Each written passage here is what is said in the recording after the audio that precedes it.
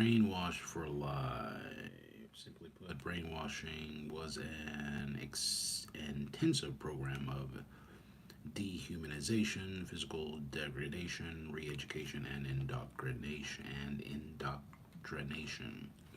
The North Korean communists, much like Willie Lynch, were not simply interested in controlling the POWs while they were in prison camps. Were not simply interested in controlling the POWs while they were in prison camps. They wanted to create humans who would permanently see the world through the eyes of a captor when even after they were free and integrated back into everyday American society. Both systems were enormously successful. The black slaves, the imprisoned soldiers, were captured. Oh, okay. All right. Like black slaves, the imprisoned soldiers were captured, transported into a hostile country, made a minority in their segregated prison communities, and made totally totally dependent upon their captors for the basic necessities of life. Dependence eventually bloomed into indebtedness. The POWs were grateful to their captors for a few kindnesses, such as occasional extra food, an apple, a piece of candy, or an extra blanket. These extras from their oppressors were little different from the welfare, food stamps, and public housing subsidies that present day blacks receive. And like the white overclass of today, the Korean Guards reduced or totally eliminated a benefit when displeased with a POW's behavior. The power exercised by the groups, okay, the power exercised by the guards and the powerlessness of the POWs themselves constantly reinforce the cycle of despair and suffering. Korean brainwashing broke the will of highly trained soldiers so that they had no interest in trying to escape. It destroyed the POW's trust, code of conduct, and sense of connection to their captured comrades. Many chose to become turncoats and remained with their captors after release. Meritorious manumission and Willie Lynchism had nearly the identical effect on black slaves and their descendants. The conditioning broke their will. Only a few thousand of more than 5 million slaves ever attempted and escaped. Only a few thousand, only a few thousand of more than 5 million slaves ever attempted an escape. Out of 252 known slave revolts, a black informed nearly informed nearly every time. Ironically, on the eve of the Civil War, over 6,000 blacks were slaveholders. Many fought with the Confederacy to maintain slavery. Some even elected to stay with the white slave masters after the war was over.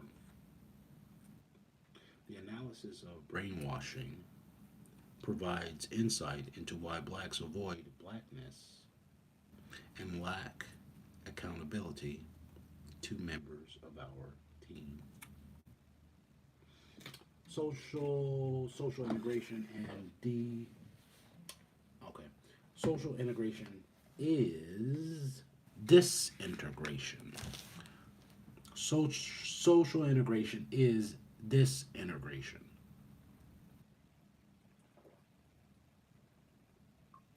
Disintegration. Disintegration. Disintegration. Throughout the centuries, social engineering, especially integration, has led blacks to destroy their own group solidarity. Social integration reinforced the practice and destroyed black communities and sense of sense of community. Increasingly, blacks are viewing social integration in America as a failure. It is a form of tokenism. It has given black Americans limited access to resources and institutions within within mainstream society. It gave with one hand and took back with the other hand. Blacks now own and control less than they did in 1954 before the integration process began. Blacks gave up their own businesses, educational institutions, political leadership, culture, and quasi communities. By comparison, approximately 90% of all the Asians, Arabs, and Hispanics in America immigrated within the last 30 years following the end of the black civil rights movement and have economically surpassed blacks. Each group owns and controls more income, wealth, and businesses than 99% of black Americans who have been in America for centuries. The civil rights movement and social integration opened the nation's doors of wealth and power to everyone except black people. Once the majority society consented to integrate blacks, whites began a scorched earth policy, intentionally destroying large urban cities, abandoning them, and cannibalizing their industries, businesses, and other wealth producing entities. They use the authority of urban renewal policies to destroy expressways through the most prosperous black business districts and communities throughout the nation. The majority society has forced blacks to bear the burdens associated with the integration process. Whites frequently complain that blacks are too race conscious. In fact, their inappropriate behavior patterns indicate they have not been they have not been race conscious. Okay? Whites frequently complain that blacks are too race conscious. In fact, their their inappropriate behavior patterns their inappropriate behavior patterns indicate they have not been race conscious.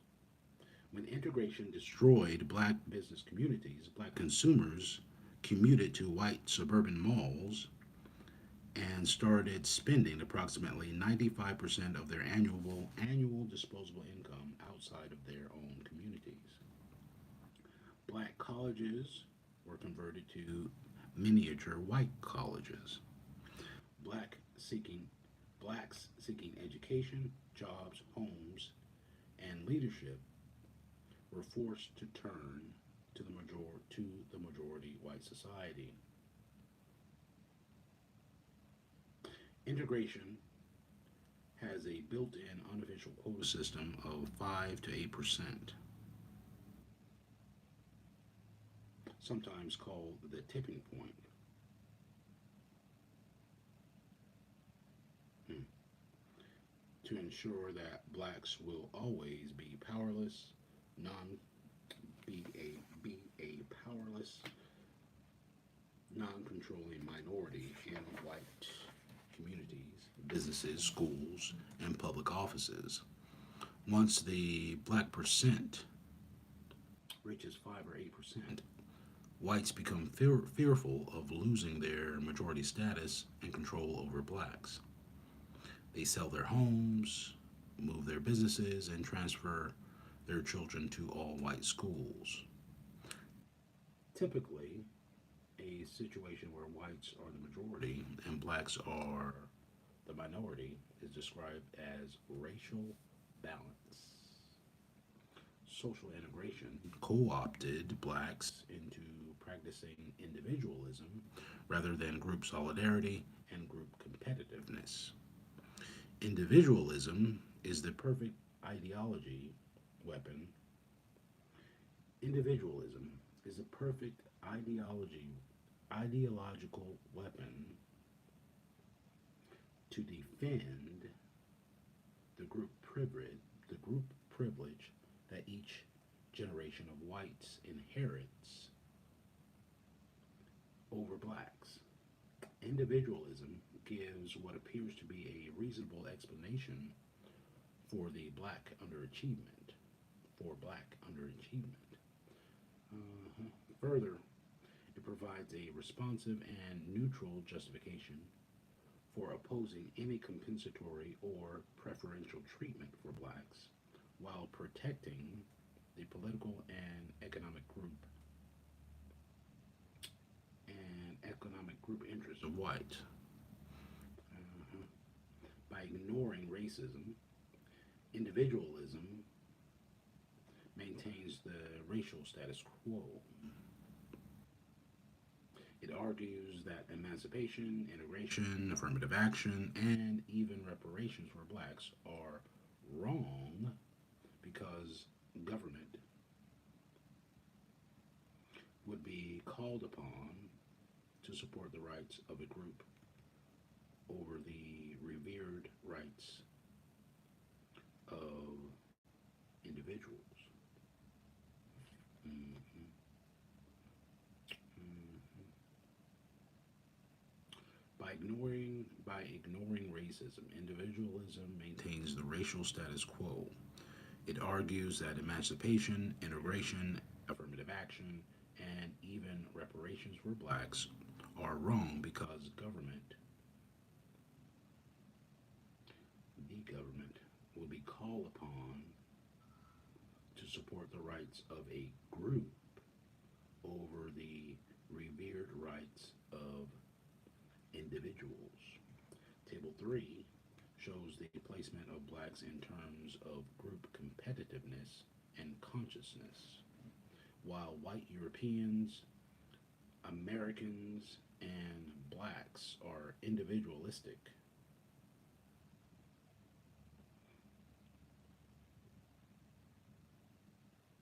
Asians, Middle Easterns, and Latins practice groupism,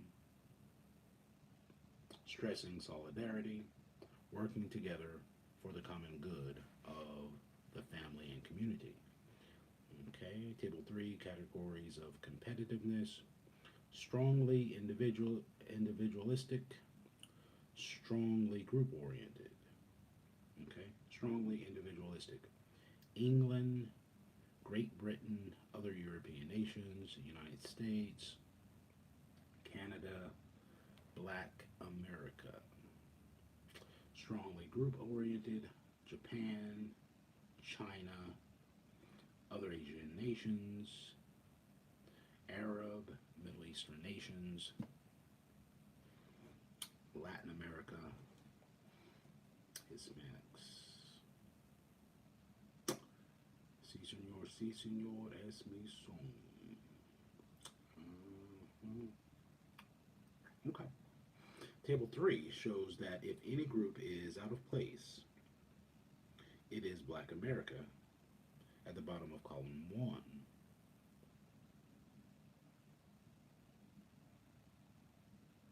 Due to social conditioning, Black Americans view the concept of individualism through the eyes of European white society. This puts most blacks at odds with their own group's interests.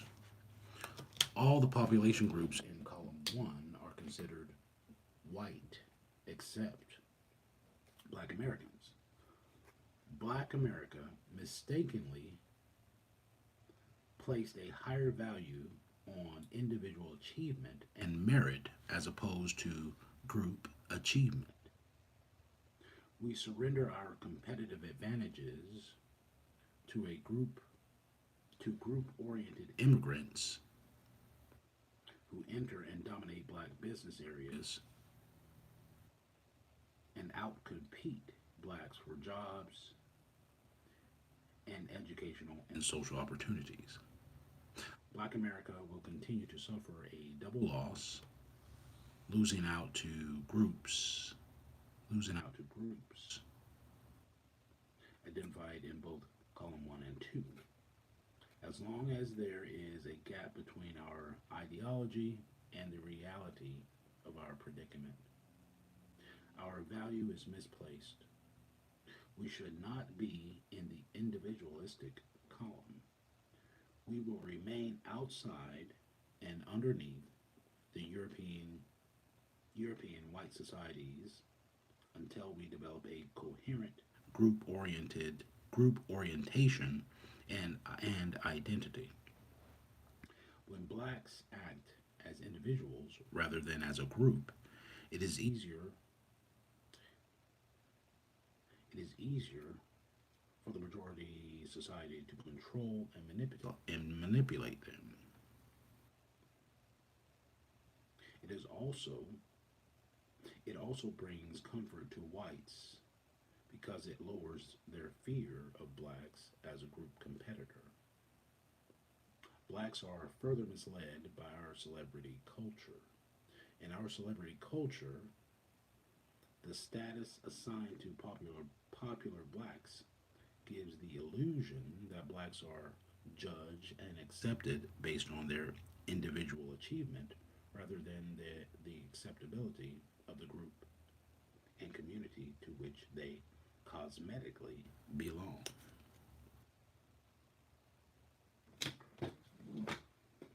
Mm.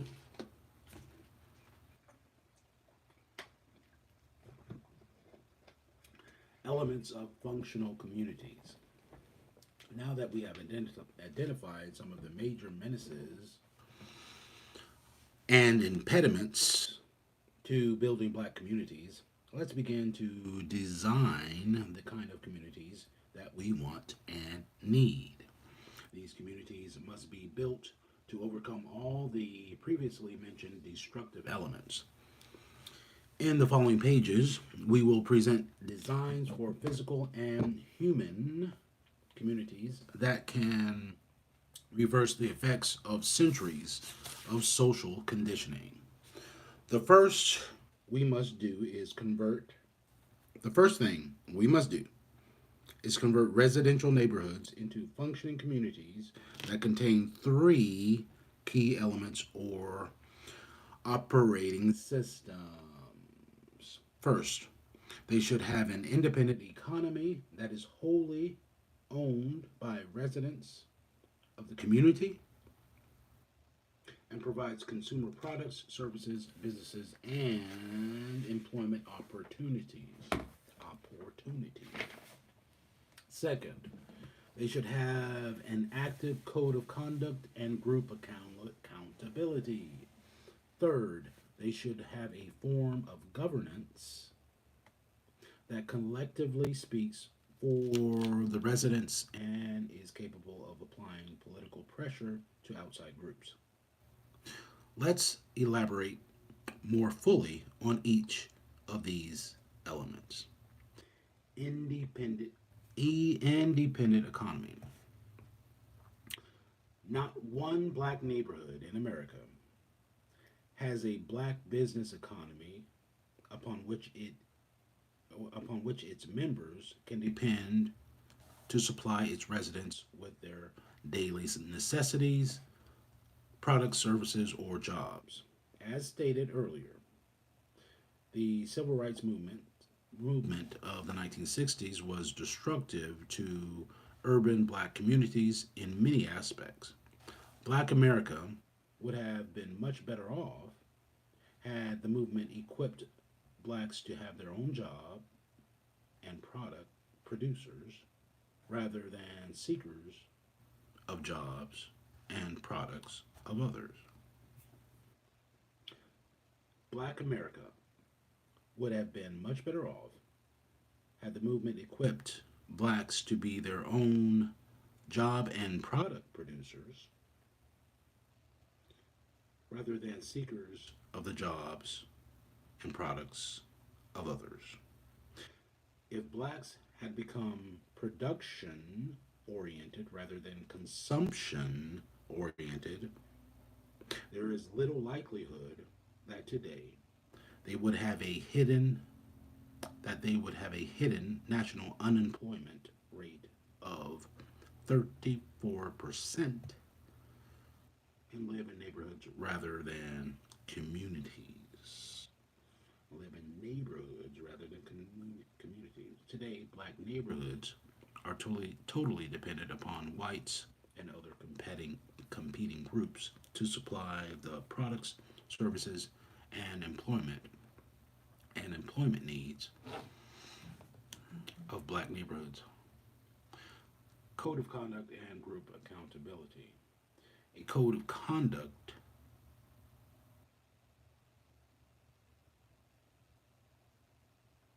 is a standard of behavior that outlines what is right and wrong within and without of the community. It serves as a competitive tool that promotes group unity and accountability by suggesting either rewards or punishments for its members based upon how their acts help or hurt the members of the group. The burden for establishing and reinforcing a code of conduct typically falls upon the shoulders of the community's basic institutions, the church, family, and school.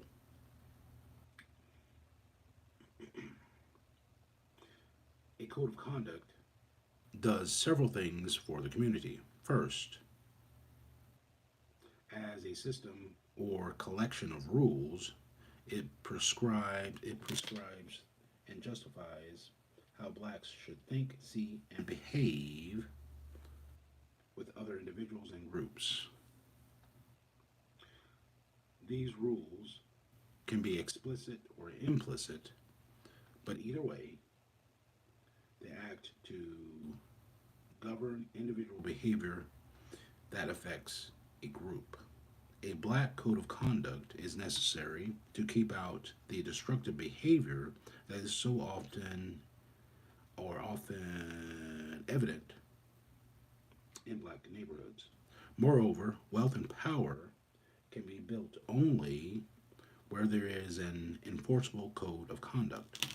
A code of conduct defines inappropriate behavior and impedes it. It is also it also rewards behaviors that uplift and strengthen the group. Any group that is characterized by self-hate, a lack of group self-interest, disorganization, and other social pathologies must implement a code of conduct in order to build an organized society and maintain an infrastructure that includes schools, healthcare systems, and other human services. Once a code of conduct has been articulated, it should be adopted and communicated through schools, neighborhood organizations, churches, and families so that it reaches all the residents. It must not only become a guide to appropriate behavior, but also a guide towards accountability and the development of penalties for inappropriate behavior. The code of conduct should be carefully taught to black children so that each generation will know what is expected of it.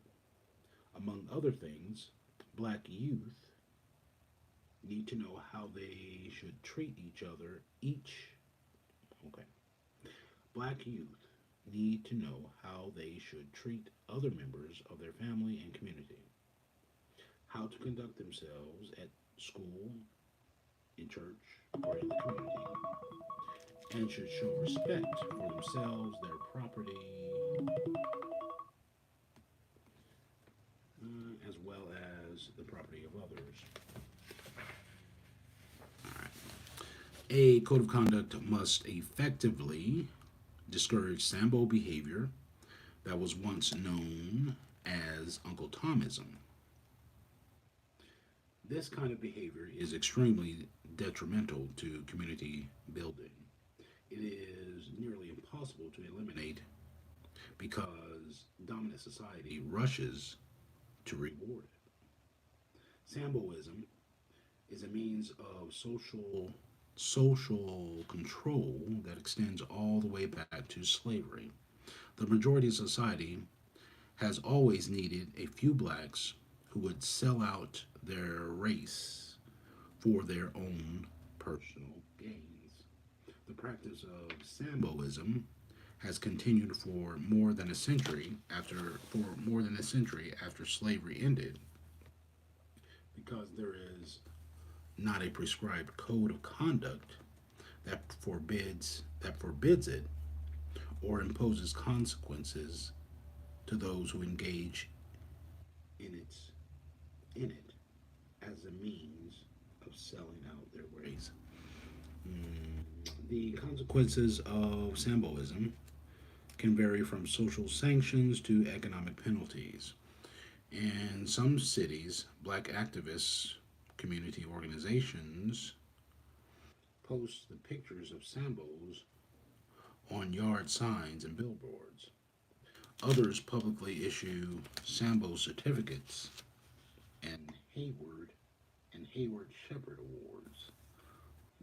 Hayward Shepherd was a black man who was killed by John Brown's raiding party for trying to warn the town of Harper's Ferry, Virginia, that raiders were there to free the black slaves. The punishment for violating code and behavior standards must be sure and swift. It is important that every member of the community understands that the community will enforce the code and protect itself. A code of conduct will be necessary to communicate new team standards. Some blacks have behaved in their individual self interest when they perceived disorganization, disruptive behavior, and mixed signals among blacks to mean that there was no functioning skin color team. Those who choose to change their behavior to re-identify with the team and to take part in helping the group achieve self-sufficiency and competitiveness and to take part in helping the group achieve self-sufficiency and competitiveness will need a code of conduct as a guide to new behaviors.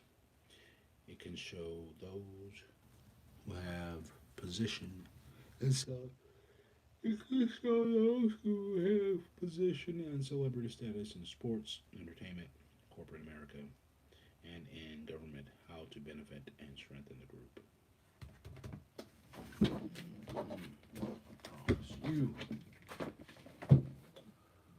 I promise